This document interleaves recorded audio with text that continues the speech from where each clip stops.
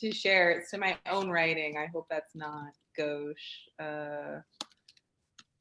Not at all. I also started recording, so I'll do my spiel again. Hi, everyone who's here. My name's Maya. I'm the program coordinator at Blue Stoop. Thank you for coming to our first Wednesday on the Stoop session of 2021. Sending love to this year. So far, this is just really an opportunity to share the 2021 classes with our great teachers, Jennifer Wilson and Kai Davis. Our third teacher, Alexandra Chang, will be coming a little bit later, but this is just a 15-minute pitch that each teacher will do. If you have any questions, feel free to leave it in the chat or just pop your hand and just say anything. I'm so happy y'all are here and interested in Blue Stoop. I think that's about it, but we're going to start off with Jennifer Wilson, who will be teaching our nonfiction class. Yes. So I'm teaching a class on writing hybrid nonfiction. What's hybrid nonfiction? Essentially, it's a really fancy way of sort of saying that in this class, you're going to be exposed to, I would say, multiple ways of entering a story. I think really often as writers, we tend to put these labels on ourselves, like I'm a travel writer, or I'm a cultural critic, or I'm a personal essayist. And I get why we do that. We do that to sort of know how to study our craft, to like sort of identify what our craft is and sort of study it. But I don't think we always realize like how much these labels limit us in our writing and what we think is sort of capable in the work we do and what we ourselves are capable of. So for example, really early in my career, I wrote an essay for The New Yorker, which I just shared in the chat. And it was about a college in upstate New York in the 1960s called Tolstoy College. And it was based on the ideas of the Russian writer Leo Tolstoy. And most of my work on this was archival. Like I went to the archives in upstate New York, and I sifted through them and then wrote kind of like this researched piece of cultural criticism, cultural history. And I gave it to my editor, and he was like, well, late 1960s, 1970s, that's pretty recent history. Like, these people are probably still alive. Like, why don't you interview them? And I was like, interview them? Like, I was like, what do you mean? You mean go out and like talk to people? Like, because when you're a cultural critic, you're so trained to, right, like have a distance from whatever you're writing about as a critic, right? Like, if you review a book, you don't want to like get drinks with the writer, right? You want to create a distance. So I was always just so used to just thinking I would never have to talk to people ever in my work. But anyway, I sort of was like, all right, let me try this on. So I got a microphone, downloaded some recording software, and was like, I'm going to be a reporter. And I interviewed, like I tracked down all these people and I interviewed them, and the piece was so much the better for it. It was just livelier. I think it was more accurate. It was easier to read. And I think also actually, like when I finished it, I realized that I suddenly was now qualified to do different stories than I had been before, right? Like I could now take on work that was involved reporting, and I have since. I actually recently wrote a piece, a travel piece for Travel and Leisure magazine about Philadelphia and about how the small business and restaurant community is sort of banding together in the midst of the pandemic. I actually gave Blue Stoop a shout out in the piece. I should send you all a copy. But, I had to go out and talk to people and report. And, I don't know if I would have felt comfortable doing that had it not been for this early experience in my career where an editor really pushed me to go beyond what kind of nonfiction writing I thought that I did, right? So I think that like what I'm hoping that this class ultimately does is kind of free you from limits and labels and boxes. And that you feel that you come out of this class feeling like you can write personal essays, and that you can maybe write cultural criticism, that you can even maybe, we're going to even do some prompts that involve a little bit of like light reporting that's like possible to do in the context of the pandemic. And the idea is that you're going to come out of this class like, you know, everyone is going to have pushed themselves, because right, no one does all of these genres. So we're going to have personal essayists pushing themselves to do cultural criticism. We're going to have cultural critics pushing themselves to think about how they might incorporate kind of travel, you know, writing into the kind of criticism that they do. Like, so for instance, one of the pieces that we're going to read is by Karina Del Shorsky, who wrote a profile of the Puerto Rican rapper Bad Bunny for New York Times Magazine this past summer. But if you read this piece by Karina, you'll see that, like, yes, it's cultural criticism. It's about Bad Bunny. It's about this, you know, musician. But she travels to Puerto Rico and she situates this this musician within a geography. You know, she talks about people that she meets in Bad Bunny's hometown. You know, and so it also actually becomes kind of personal essay writing as well, like reflecting on her own identity as, you know, a Puerto Rican writer and creator. So I think that, yeah, and so we're, after these readings, we're going to have prompts that sort of encourage you, that sort of give you an idea of like kind of how to step into these mixed kind of genre kind of writing projects. So yeah, that's my pitch. We're gonna have fun. I really just want the class to just be, I think I said on Twitter, if you just want something sparkly to do on a Tuesday night, I want this class to be that sparkly thing, just an opportunity to read work by great writers that pushes kind of the boundaries of genre, and to think about how you can sort of, you know, steal from them. So yeah, also a bit of a caper, this class. Nice. Will this also be sort of like a, what would be the workshop style of this class, if I can ask? Oh yeah, so I think like, so it's, I was gonna get in touch with you to see like how many, I think I have to kind of know exactly how many people we're gonna have to decide like how much of the course should be devoted to workshopping. But so you know, every week there'll be a prompt that you send to me and I will give you feedback on your work. That's part of the asynchronous part of the class. You don't have to respond to every prompt. Like, I don't want this to feel like homework, but you should at least respond to one of them. And at the end of the semester, I'll ask people to, again, this depends on how many students we have, to workshop one or two of their kind of mixed genre pieces. And again, depending on how many students we have, I'll know how much time, like 1 week, 2 weeks, or even 3 weeks to sort of set aside for that. Awesome. Thank you. Any questions from folks about Jennifer's class? Feel free to just talk or put on the chat if you're not feeling like talking. Awesome. Also, I just wanted to say another big thing about the classes that we're starting this fall, or not fall, winter season, is a chance to sort of do a reading and maybe try to do more class participation. So students are welcome to like reach out to me if there wants to be a specific sort of class engagement structure. A reading, a specific Wednesday on the Stoop session could be also of interest. So let me know as well if that's of interest too during the class. I'll go ahead and let Kai pitch their poetry class, and yeah. Hi, everyone. So I'm Kai, and I will be teaching speculative poetry.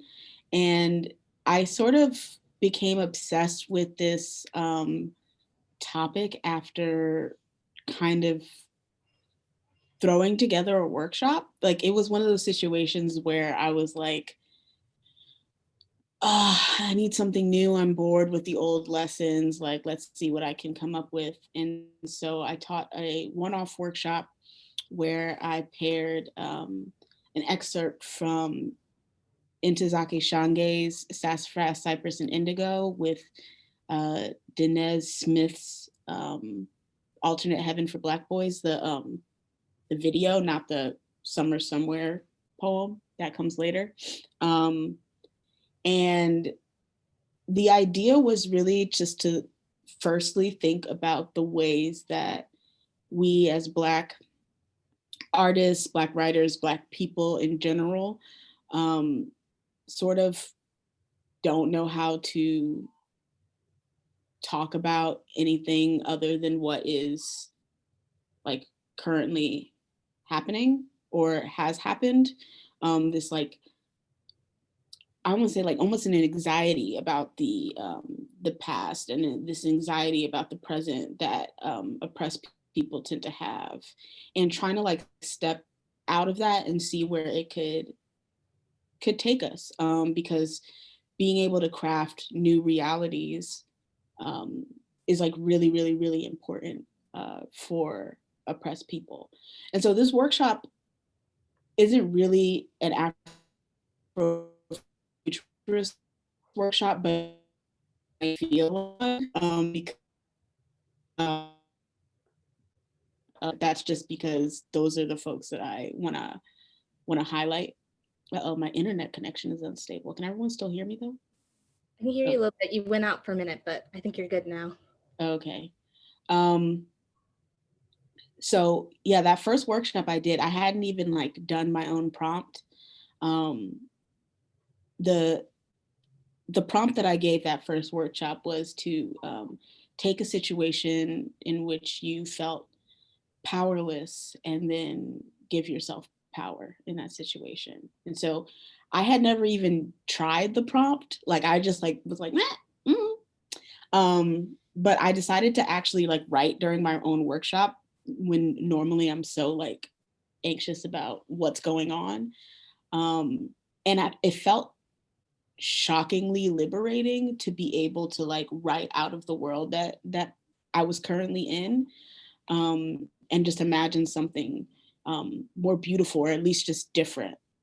And so that's what I wanted to do with expanding that workshop into this 8-week course. So the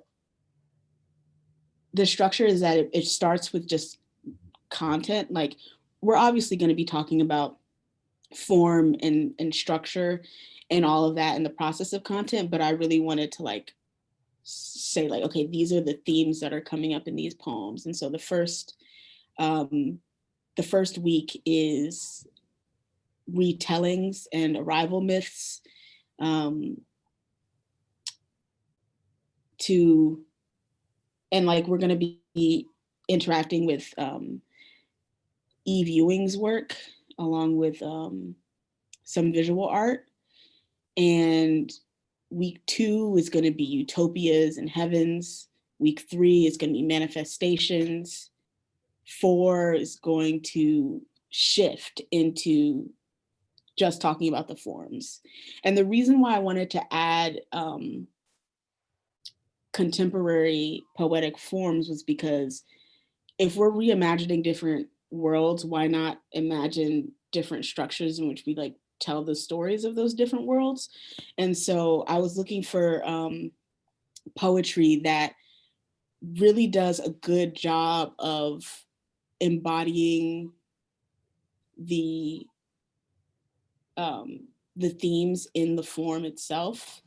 And so we have some poetic forms that folks might be familiar with and others that folks might not. So I have, we're going to be talking about Kwanzabas, golden shovels, duplexes, Markov sonnets, and we're also going to be talking about those forms that just have like really weird shapes that are really like spatial and odd. And yeah, so I'm gonna share my screen and I'm gonna let you all just like get a quick glimpse of like part 1 of the workshop that deals with content. Where's the, oh, here it is. Let's see. Wow. I like kind of don't want you to see my desktop, so make sure I make that not clear. But I feel like you can see my desktop, but it's fine. So every single workshop is going to be starting with a ekphrastic prompt. So we're going to be responding to artwork to warm ourselves up. And the reason why I wanted to do that was to sort of get us to think a little bit more abstractly and get us to think more about color and texture before going into the workshops. And so we have Ebony G. Patterson, we got all these poems. This packet is mad long. I just want to show you some of the art because I really love it. We got Shabalala Self for part of the Manifestation Week. We have, where is it? Kari Turner for alternate heavens, utopias. So it's going to be a lot of fun, and it's going to be super, super, super, super generative. So like my focus for the workshop is less about polishing a finished thing and more about just getting your imagination flowing and getting you to be inspired to even do any writing whatsoever. Because I find like that's my biggest hurdle. And I feel like for that it is for a lot of poets where you're just like, I don't have anything to say. And so the whole purpose of this workshop is to like get you to have different things to say. So a big chunk of it is going to be just generative with like 2 writing prompts for each week. And then at the end, folks will submit a portfolio, and depending on how many people are in the workshop, the latter end of the series is going to be devoted to workshopping. And so we're just going to like take those entire courses to just talk about each other's work, either in like breakout rooms or all together. And you get to walk away with these like big packets full of poems that I hope you fall in love with. So that's my pitch. I have a couple follow-up questions that I'm interested in. One is like, I'm curious about your definition of speculative poetry, and like also I feel like there's a sort of like going into like the canon of speculative poetry. Do you think you'll be diving deep into that, or trying to expand a sort of canon in that way? I don't know anything about any canons. I'm anti-canon. I mean, for me, speculative poetry is any poetry that is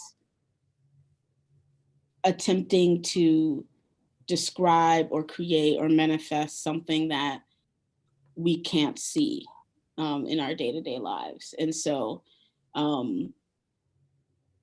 it's about alternate presence, it's about alternate pasts, it's about possible futures, it's about different realms, it's about everything that isn't, worldly and orderly, just to like take it outside of that box. So most of the poets that I've chosen from won't necessarily, like, I don't know if they would necessarily consider themselves speculative poets, but I just love the way that they were thinking about things, and really wanted to include work that just was like a little bit mind expanding, some futuristic sci-fi, some like supernatural, some mythology, some magic.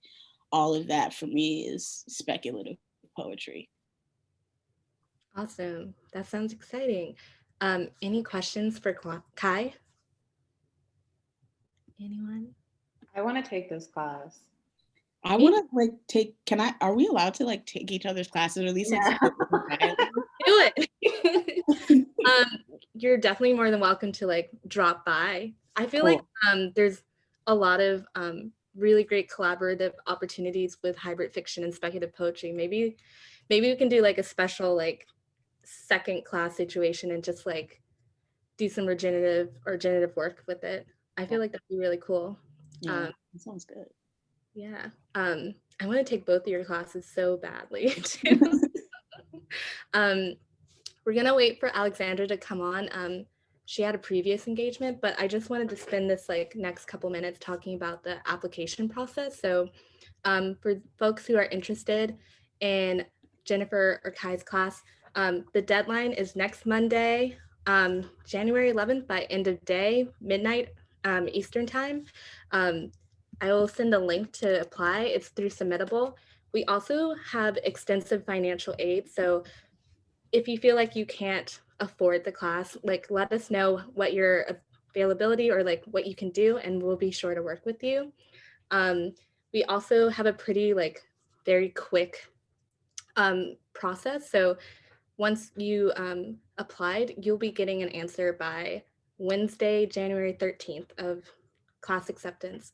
And just a reminder for everyone, Jennifer's hybrid nonfiction class is from January 26th to March 16th, and those are Tuesdays from 6 to 8 p.m. Kai's speculative poetry class starts on Wednesday, January 27th and ends Wednesday, March 17th, and that is Wednesday, 6 to 8 p.m. as well. Yeah, and it should be really good. And it's all virtually through Zoom. And another thing that we've been utilizing since going through all virtual is like Google Classroom. So Jennifer and Kai will be sending you an email about having that sort of extra resource. And that's also another way for students to engage with each other as well. Cool. Yeah. Any questions for the folks? We might have an awkward 4 minutes of just like chatting if you're interested before Alexandra comes on. No, I'll just say, yeah, no, it was really interesting hearing Kai speak. I mean, I think one of the weeks in my class, we're going to be reading nonfiction work by poets. So we're going to be reading Ocean Vuong, and I'm really also interested in thinking about, what happens when people who are a specialist in one very different genre start, write nonfiction, and like what is poetic nonfiction. So so it was just really interesting to hear you speak, and I also I really loved some of your thoughts on how to kind of structure the reading for students. So just sounds really great. Thanks. I'm also using Ocean in my yeah. Oh man. Maybe you can do one big class of Ocean. I mean, they got the juice. They really do.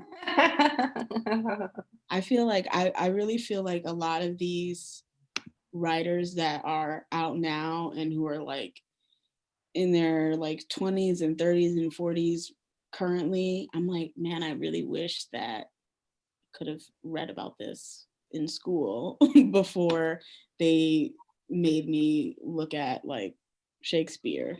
Not that Shakespeare is bad, like Shakespeare is decent or whatever, but like I didn't even know about hybrid fiction or nonfiction until like my second year of undergrad. I had no idea, but I'm definitely like super interested in learning more about it, because I feel like my mind has been like lately just getting less and less like genre oriented, and I can't contain myself in in like these little boxes any longer. And I would definitely like love to just sit in and like take some notes.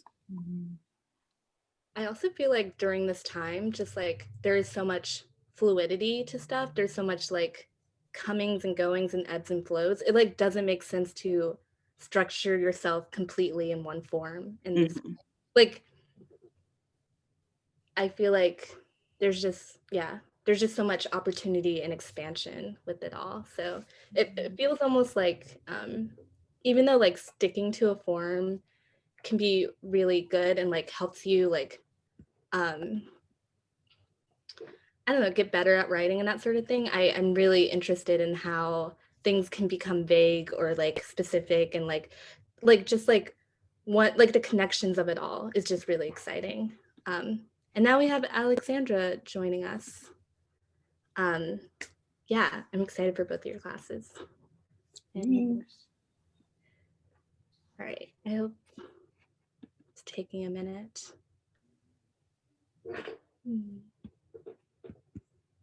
All right.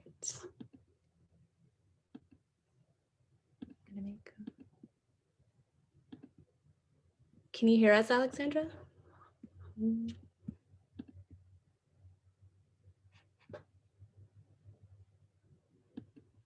Hopefully.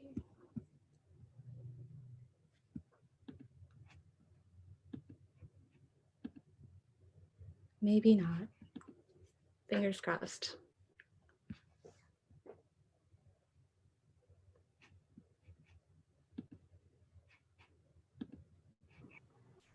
Hi. Hello. Hi. Thank you so much for coming. We got all the teachers here in one room. I love it. I hope you're doing okay on this Wednesday. Kai and Jennifer already shared their pitches and would just love to hear more about writing fragmented fiction. You can take the next 15 minutes to do a pitch or anything. I just made you co-host if you want to share any work and that sort of thing. And yeah, can't wait to hear. Great. I am very excited to be able to teach fragmented fiction or fragmentary fiction for Blue Stoop. I have always been like really interested in the form itself. So fragmented fiction to me is just on a very simple level, like fiction that is made up of fragments. So rather than like a traditional narrative that might, flow from scene to scene, or might like put traditional plot like cause and effect at the forefront, fragmented fiction offers moments. I think of them as moments. And on a formal level, it's a lot of white space. So literally on the page, anything from one word, one sentence, could be a fragment to, maybe a couple pages, and then white space, and then another fragment. So my novel is formatted in this structure, and that's, I think, how, I guess, writing this novel was how like I started getting really into fragmented fiction, and I was reading a lot of fiction that I will bring to this class. Writing by Annalise Chen, Valeria Luiselli, Mary Robeson, Jenny Offel, who all approach fragmented fiction in like really different ways. So what I'm interested in, I guess, discussing in this class with anyone who is interested in taking it are the potentials for fragmented fiction. So not only its potentials, but like its rewards and its difficulties in as opposed to like traditional fiction. So what do we gain when we write fragmented fiction? What do we lose? What do we as writers have in our tool set when it comes to fragmented fiction? Lydia Davis's essay, Fragmentary or Unfinished, will be the first thing that we read in this class. And she kind of goes over this history of the fragmented form. And she looks at, Holderlin, who emphasizes the juxtaposition between fragments and how that creates like emotional effect or mental like resonances between fragments.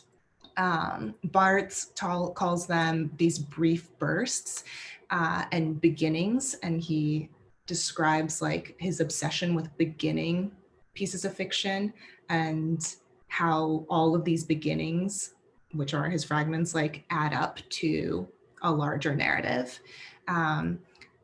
Joubert, I don't know if I'm pronouncing all these names correctly. He talks about fragments as these moments of clarity, and he calls them stars in the sky. And then Mallarmé just thinks of them as these like rapid notes. And I think, so there are so many different ways to approach fragmented writing. And we'll look at a lot of different examples. We'll talk about, how maybe somebody like Jenny Offel is really just doing these notes, these like little jotted down notes, and how that creates the effect of like being in a character's mind. Sort of the way like our mind like hops around these different moments and these different notes. And then somebody else like Valeria Luiselli in Faces in the Crowd is playing a little bit more with like a more traditional plot, but also incorporating research into her narrative, and how that ends up forming like this very, I won't spoil it in her book, but it forms this like very strange transition about 2/3 of the way through. And also in this class, besides that, we will be workshopping, your own pieces. So I'll have in the first like couple weeks generative exercises for those who might not already have fragmented works of fiction that they want to workshop, so that like we'll be able to come together and maybe like 10 to 20 pages each will be workshopped in the second half of the course, after we've established like a shared language around fragmented work. Yeah, I think that's that sort of gives a general overview of what I'm thinking for the course and what fragmented fiction is. That's awesome. Can I ask you more about your book and like what your book is about? I know it's fragmented fiction, but I think some people would be so interested in like that process for you as well. Yeah, my first novel, Days of Distraction, came out at the end of March, just in like the beginning of the pandemic. But it is a novel that is structured in these fragments / vignettes. It follows a 24-year-old woman who is working as a tech journalist in San Francisco, and she leaves her job to move across the country with her boyfriend who's starting in graduate school. And she ends up in this very small upstate New York town and feels generally unmoored. And in the process of the move, starts to seek some kind of answers around her identity, her history, her self, her sense of self, and does a lot of research into Chinese American history, Asian American history, around interracial relationships in America, and eventually doesn't necessarily come to a full sense of self, but is like, snapshotted in this journey. So that's one thing that fragmented fiction, I think, does really beautifully. I'm not saying that my book does it so beautifully, but in books that I've loved, fragmented form is able to capture these time period, this like emotional effect of like grief or a sense of being lost and a sense of like grasping for a self. So a lot of the fragmented stories and novel excerpts that we'll read in this class, you might notice like thematic resonances between them because that form seems very apt for those kinds of questions.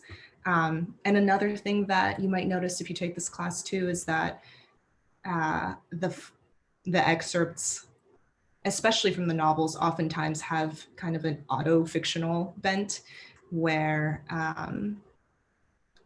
the author and the character / narrator, there's like a blurring between the two. And I haven't come up with a great theory for why fragmented form tends to have that like marriage with the auto-fictional. But we will talk about it. And also I welcome like, things that are maybe even more in the realm of like memoir or lyrical essay, since that's another genre that also like uses a lot of the fragmented form. Nice. I feel like there is so much connection between all three of your classes, which is super exciting. I wish I was able to hear the pitches. I'm sorry, I had an appointment until 4:30.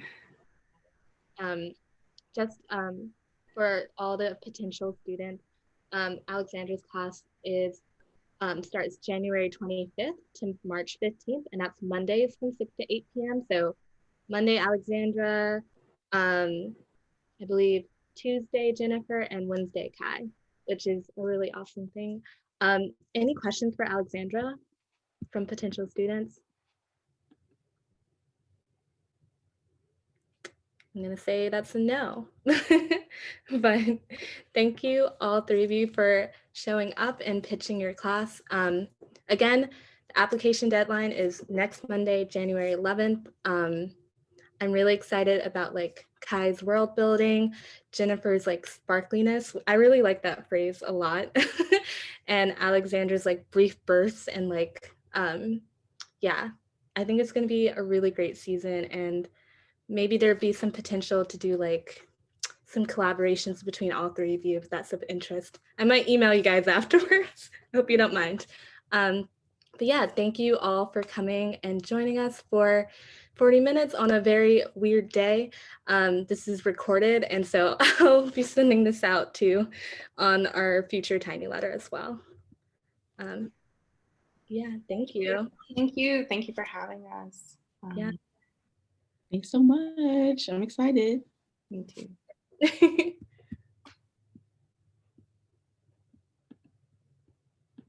Do we wave bye now? Yeah, let's do it.